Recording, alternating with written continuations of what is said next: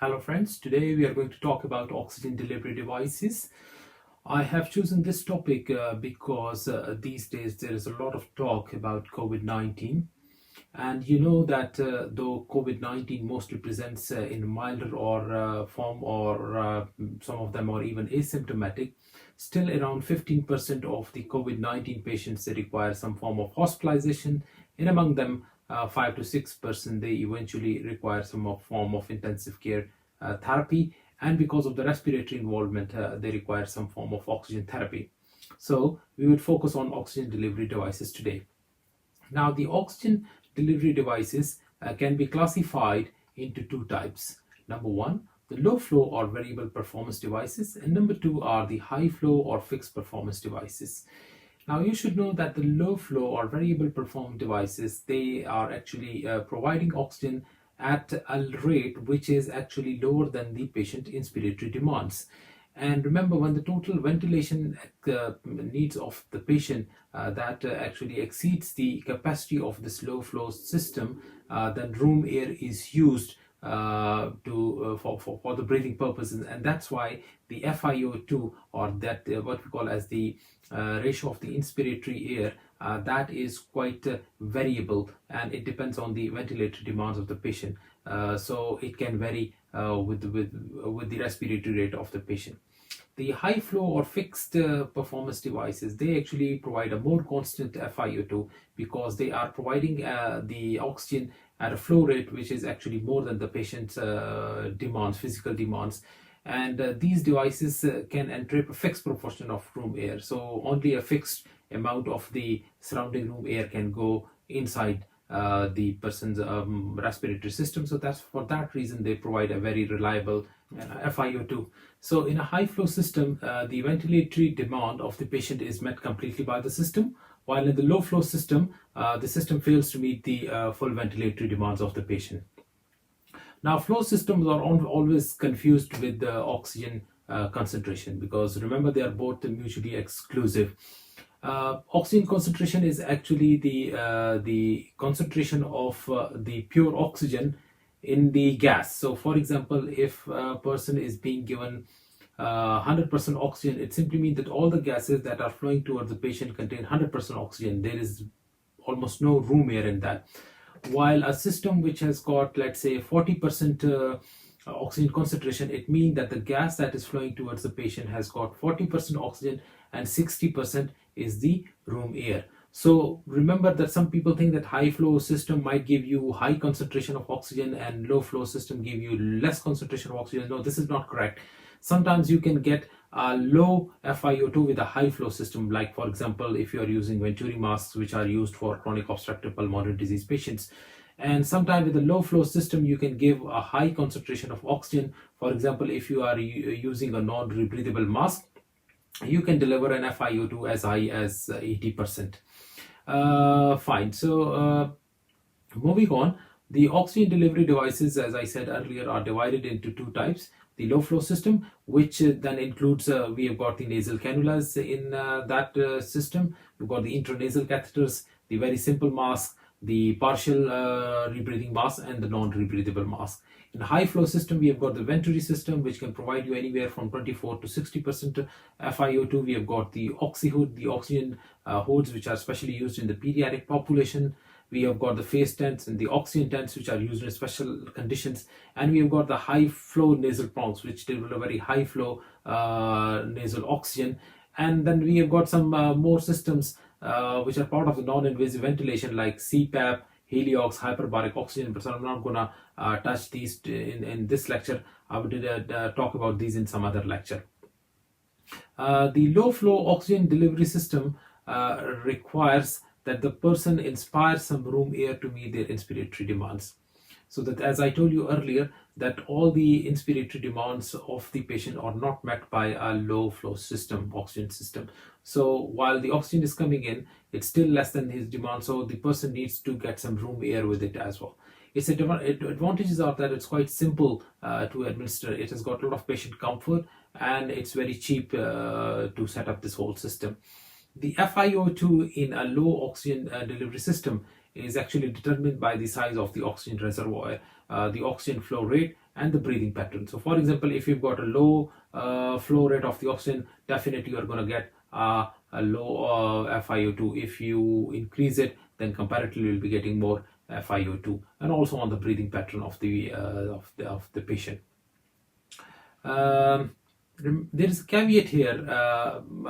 Remember that the normal flow requirements are always 3 to 4 times the minute ventilation. So it's not equal to minute ventilation, rather it's 3 to 4 times the minute ventilation. And you know what is minute ventilation? That is your tidal volume times the respiratory rate. Now I will give you an example. For example, there is a 5 kilograms weighing child who is breathing at a rate of 60 per minute. So let's say he's got bronchiolitis, he's tachypneic at the moment. Now, the normal tidal volumes in a child are around 4 to 6 mils per ideal body weight. So let's say if this child is 5 kilograms, I multiplied by 6, so he needs 30 mils of tidal volume during each breath. Now, if you multiply it by his respiratory rate, that would be 60 times into 30, that would be 1800. So 1800 is his minute ventilation. Now, this is minute ventilation. His flow rate would be 3 to 4 times of that. So you multiply 3 by 4 into 1800 or 16 to 6 by 5, that would be somewhere around 5.4 to 7.2 liters per minute. So if you are giving this child, let's say around 2 liters or 4 liters per minute, that is not fulfilling his flow requirements. He certainly needs more than that. So you have to keep that thing in mind. Now the delivery devices that we have got in the lower, we've got the nasal cannula or the nasal prongs. Now the nasal prongs can deliver oxygen concentration anywhere between 24 to 44% at a flow rate of 1 to 6 liters per minute. We cannot go more than 6 liters in the nasal cannula, because if you try to go beyond that, it becomes very uncomfortable for the child. It leads to dryness inside the nasal passages and can lead to crustation and can lead to breakage in the nasal mucosa as well.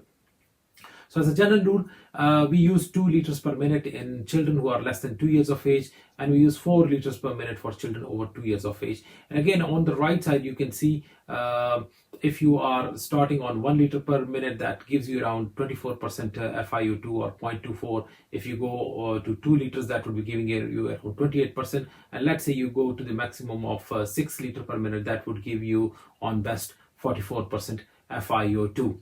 Now, remember, with these rates up to, let's say, 4 or 5 liters, the humidification is usually not required, and child can tolerate these levels of flow. But if you go beyond that, then you need humidification, because otherwise it's quite dry and leads to nasal crustation, and it's very uncomfortable for the child.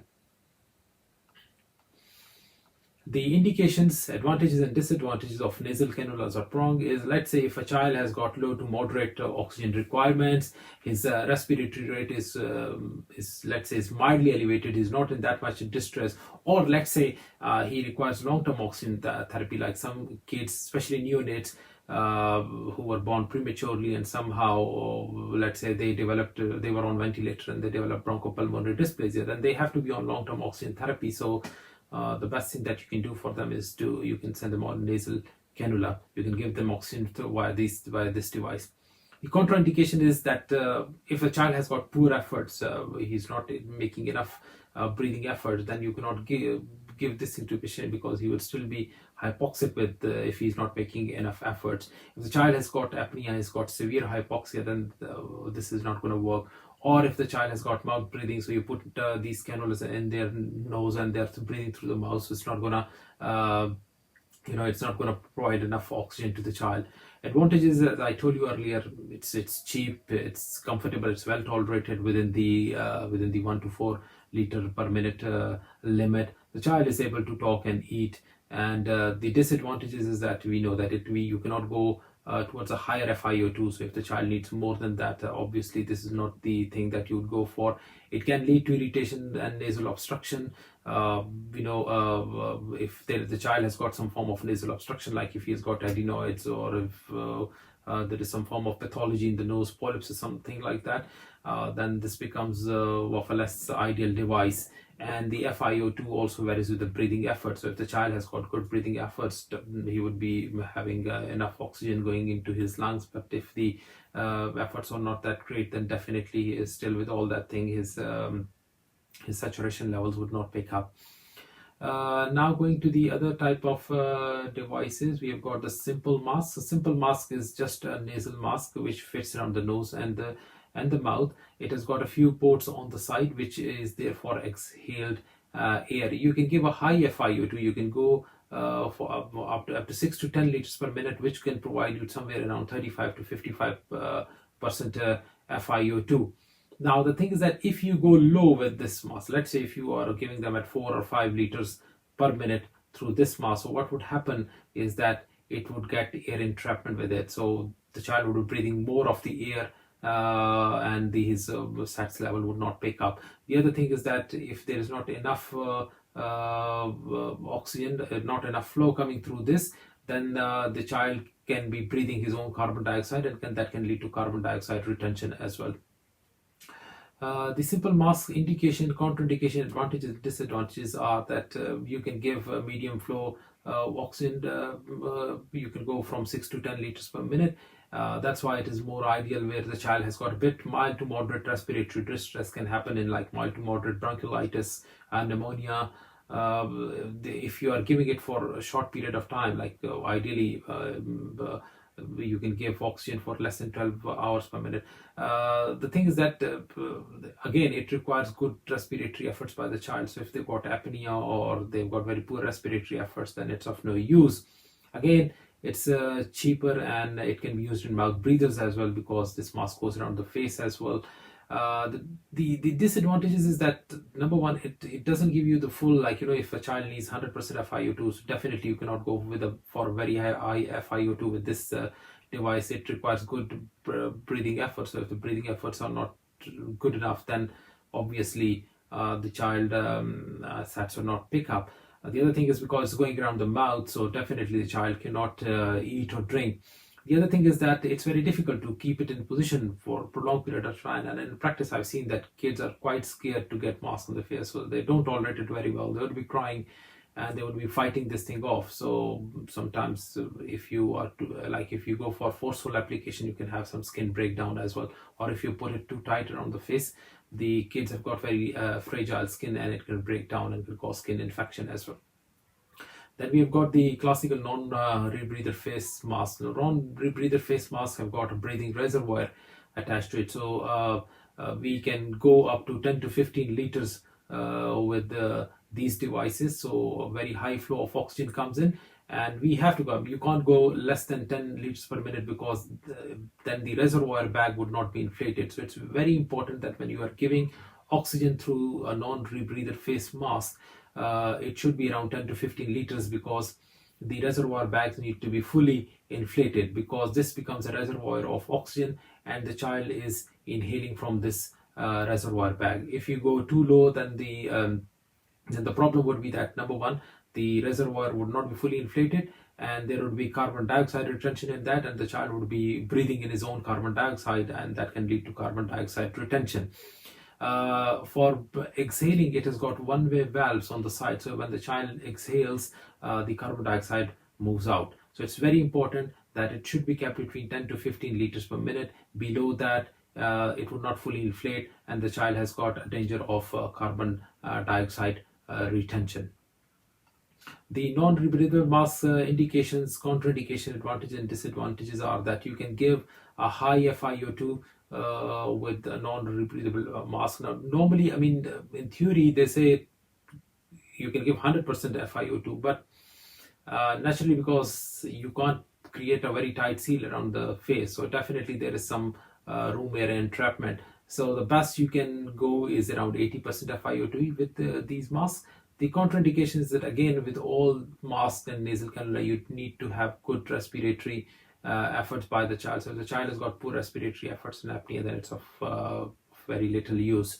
Probably then you have to go towards non-invasive ventilation or maybe even mechanical ventilation. Advantage is that the highest FiO2 without intubation you can give through non-rebreathable mask. It can be used for a short period of times for patients who've got severe hypoxia and they are still breathing, so they are conscious. The disadvantage is again that, like any other face mask, it would require a tight seal, and therefore if you are going for a tight seal, it would become very uncomfortable. It interferes with eating and drinking, and obviously, like as with other face masks, it's not suitable for long-term usage. Then moving on to the high flow systems, so the Venturi masks or air entrapment masks. Now, a Venturi mask actually comes in different colors, and this is known as high flow because you can actually mix a precise amount of room air. So it gives you a very high enriched oxygen of a measurable concentration. So you can go for exact FiO2. So rather than having a variable FiO2, which you don't know, like for example, in a non-rebreathable mask, we're given 100% oxygen at 10 to 15 liters, but it can vary. So you can have anywhere from 65% to 80% FiO2. But in Venturi mask, you can give an exact precisely measured FiO2, and that can go anywhere from 24 to 50%, in some cases even up to 60% FiO2.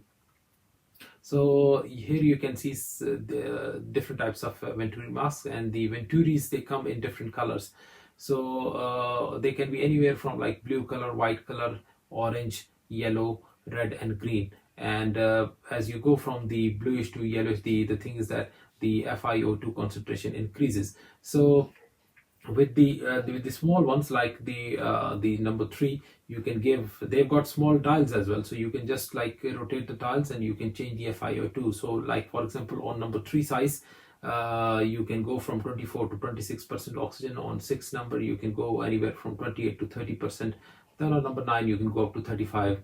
Then on 12, 40%, and 15, 50% FiO2. So you can precisely dial in the exact FiO2 needed by the patient. And it's quite important because some people think that, okay, fine, 100% oxygen. 100% oxygen is quite toxic in the long term.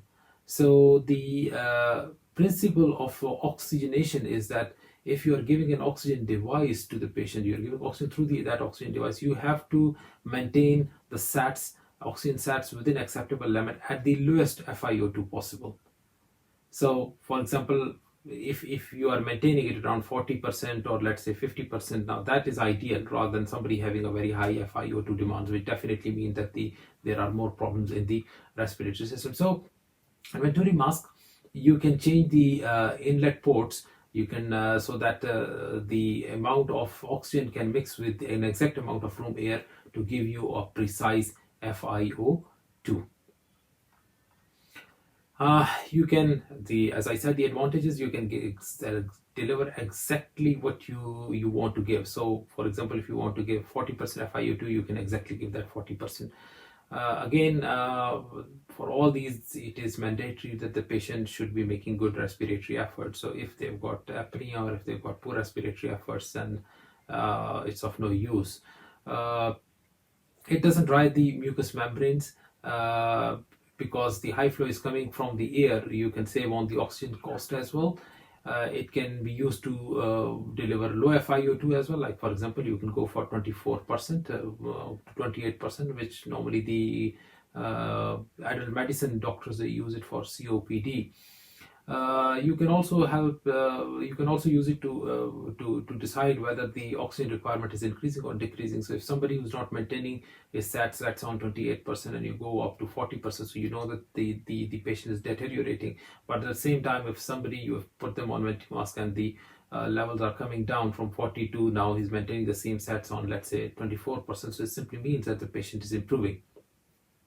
Disadvantages, of course, it's uncomfortable. You cannot deliver very high FiO2 like 80% or 100%, and obviously because it's associated with a face mask, obviously the child cannot eat and drink with this type of masks. The practical consideration is that the oxygen must be humidified and warmed.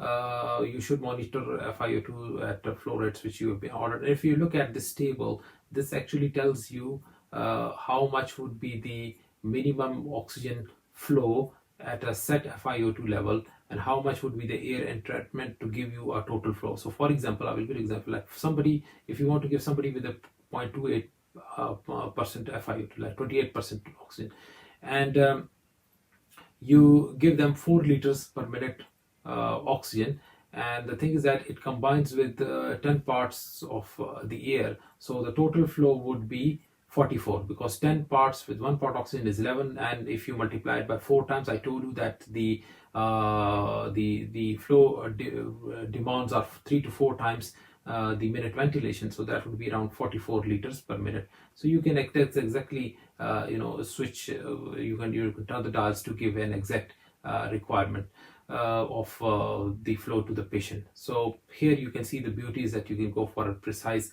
amount of FiO2, and you can set up the exact flow to deliver the patient whatever you want to deliver to him. Then we've got the oxygen hood, which is used in pediatrics. It's got a plastic hood which you place on the face and head of the infant, and it also covers the upper torso to some extent. So it's easy for children, because I told you that kids, they're quite scared of masks and things, and they start crying, so they don't tolerate face masks. Sometimes they won't even tolerate cannulas. So this becomes more comfortable for the child. So you can use it in very small children, like the newborns or the young infant.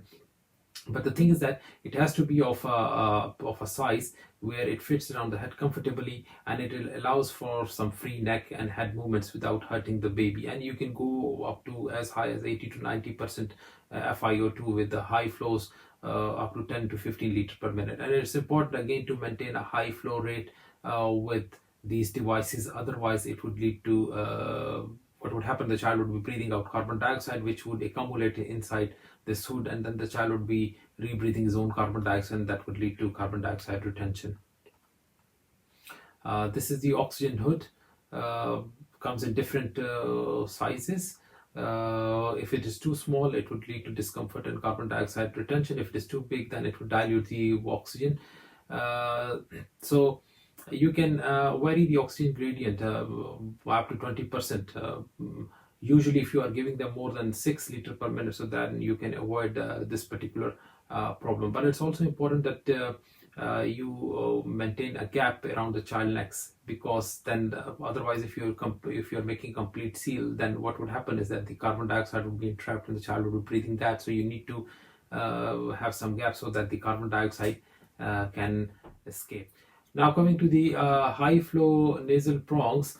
High flow nasal prongs can deliver a very high flow of oxygen, humidified oxygen, to those children who have got severe respiratory distress. And one of the trade names for this is vapotherm, which we use in high dependency units with children who got severe bronchiolitis. And actually it's quite effective mode of oxygenation, because it reduces the need for CPAP, it reduces the need for intubation.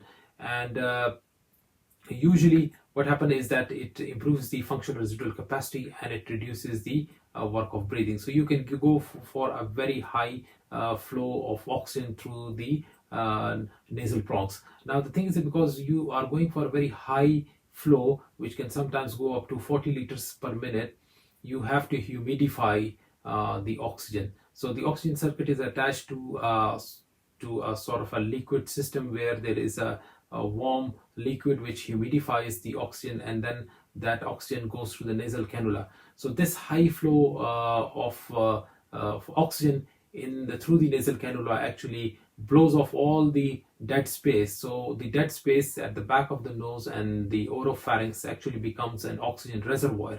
So that becomes an oxygen reservoir through which the child can then breathe in oxygen. So it improves the work of breathing, and it improves the oxygenation level, and it's quite effective in cases of severe bronchiolitis. So you can use it in not only in bronchiolitis, you can use it in pneumonia, you can use it in congestive heart failure, or sometimes if a child has been extubated, then to give him some respiratory support for a few days. So it can be used as a weaning therapy from either invasive or non-invasive ventilation. And You can use it if there is hypoxemia and sign of moderate to severe respiratory distress when you have tried your conventional high flow oxygen or low flow oxygen systems. The contraindications, if you have got blocked nasal passages because it is delivered through the nasal prongs, or child has got choanal atresia, or there's been trauma or surgery to the nasopharynx, or there's been blockage, then that is a contraindication. The complications is that it can lead to gastric distension, it can lead to pressure areas, it can lead to pneumothorax. So usually when we are giving them high flow nasal cannula, we also put them an NG tube to decompress the stomach so that there is not enough not excessive gas inside the stomach, and it doesn't lead to abdominal distension.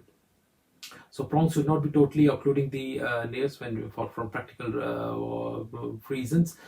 You can always start for a child who is less than 10 kg. You can start from 2 liters per kg per minute. So let's say if a child is 8 kg, you can go up to 16 liters per minute. If the child is more than 10 kg, then for the first 10 kg you go for 2 liters per kg per minute, and then you add 0.5 liters per kg per minute for every kilogram more than the 10 kg, and you can go for a maximum of 50 liters per minute. So you see, you are giving them a very high flow, and you are actually blowing off the dead space and actually creating a oxygen reservoir in the oropharynx from which the child can breathe very easily. So we start at around 6 liters per minute, and we gradually increase. You're not supposed to increase it in all of a sudden in one go. So you do not directly go to 20. You start with a low value, and then you, over a few minutes, as the patient adjusts to the high flow, you slowly and gradually increase it to the desired value.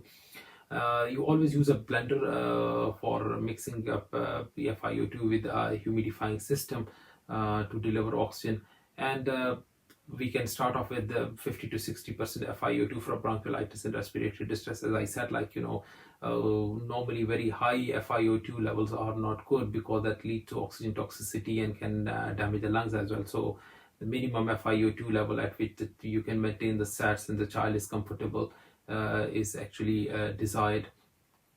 As far as monitoring is concerned, the oxygen should not be administered without an objective assessment of its effect. So if you have started on oxygen, you need to continuously check it, the effects, by looking at the SATs, looking at the work of breathing. So you have to look at the respiratory rate.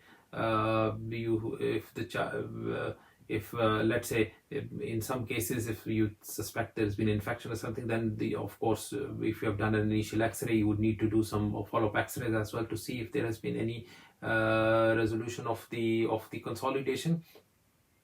If you have to start oxygen, you have to start without wasting any time and thought. Remember, in most of the cases, 40 to 60% FiO2 is adequate. 100% is only required for a short period of time during resuscitation. If you think that the FiO2 levels are constantly increasing if a child is put on oxygen, so that simply means that the pathology is progressing, and you need to do something about that. Again, for children, they should be nursed in such a manner that makes them the most comfortable, because all of these have got some disadvantages. So you should make the child as much comfortable as possible. Remember, rather than fighting the child, mothers can be the best administrator of the oxygen. So let's say if you're going for a non-breathable mask or something, so rather than holding it forcefully against the child's nose or mouth, you can give it to the mother, so the mother can talk to the child, can give it some cuddle, and at the same time apply it to the child nose and face. And remember, always spend some time to explain this situation to the parents. As far as weaning is concerned, when the child is being put on oxygen, you have to gradually wean them off, and it depends on the clinical lab parameters. So let's say you look if the tachypnea is being resolved, if the recessions are improving, then you can wean them off. Like if you are going for lab parameters, let's say infection is resolving, WBC count is going down, or you are doing cap gas when the parameters are settling in, then of course you can wean them off. This oxygen SATs are an important thing. For example, somebody came with SATs of 88-89%, and now even on lowest FiO2 you find that these SATs are around 97-98%. So that's the time to wean them off. High flow concentration should be gradually lowered while you're monitoring them, and low flow and concentration can be continued without ill effects for a long time. So children who require it for one reason or the other, have got chronic lung disease, and they require some form of long-term oxygen therapy, so you go for the low flow system. So adverse effects, finally, a little bit. Oxygen, is a fire hazard. It can explode, so you have to be very careful. Nobody smokes near the oxygen supply. Catheters and masks can cause injury to the nose and mouth, so you have to regularly check for any skin breakdown. Non-humidified gas can cause dryness and crusting, so if you feel there is something of that sort, then you can apply some Vaseline and creams to help them out. And remember, if somebody is on long-term oxygen therapy, that can lead to fibrotic lung changes, and you have to be careful about that. So the take-home message is that, well, oxygen therapy saves life, and the selection of the system, whether it's a low flow or the high flow, depends on the patient clinical condition, his size and needs, and what you want to achieve with the oxygen. Remember, risks and hazards have to be weighed against each other, and you can only give it advantages far outweighs the risk. Humidification is important if you are going for high flows. You have to monitor and properly document and then do appropriate weaning. So this was all about our oxygen delivery devices. If you've got any questions, you can put it down in the comment section below. I'll be more than happy to answer them. Have a good day, stay safe and stay healthy. Bye.